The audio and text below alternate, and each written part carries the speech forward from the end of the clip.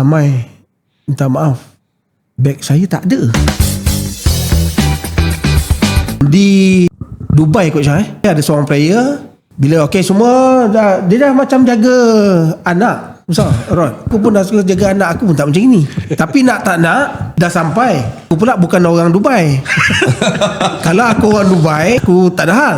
Dan aku pula tak pernah pun sampai ke Dubai. Bila nak travel ke hotel, kita dah tanya dah ni 10 kali tanya.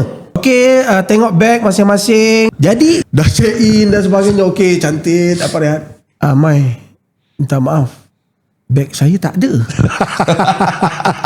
Yang kau cakap beg kau ada tadi, rupanya beg yang seorang lagi. Kau pun terima kasih. Kan aku nak biarkan dia pergi seorang. Itu antara cabaran yang tanggungjawab yang kau kena buat lah. Kau kena buat. Latih dah muncul carut dah ni. So ambillah taksi. Taksi di Dubai Rod bukan macam Bukit Bintang ke setapak.